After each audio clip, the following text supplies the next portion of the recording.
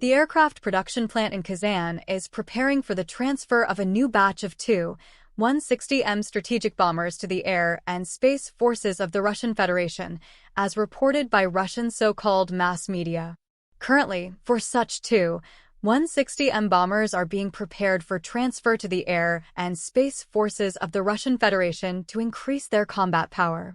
These aircraft, which belong to the new modification, are completing the final works and will soon be sent to their respective units for permanent basing. Of the 4 sides, 3 were deeply modernized, and 1 of them was built from scratch.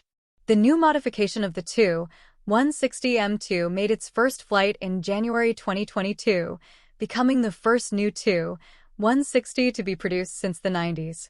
As part of the implementation of the program under the state contract, digital re-engineering work was carried out on the design documentation for the Tu-160M aircraft.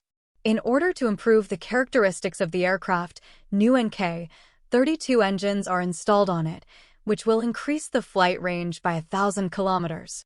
The contract for the supply of 10 Tu-160M aircraft of the new modification, with a total cost of 160 billion rubles, was signed on January 25, 2018. The Ministry of Defense of Russia previously announced its intention to order 50 such vehicles. After the successful completion of the tests, the new aircraft will be included in the 22nd Heavy Bomber Aviation Division at the Angles, 2 Air Base in Saratov. As early as July 2023, the first modernized aircraft began usability testing, and in January 2023, the second modernized Tu-160M joined this process. It is planned that all 16 strategic missile carriers in service with Russia will undergo deep modernization.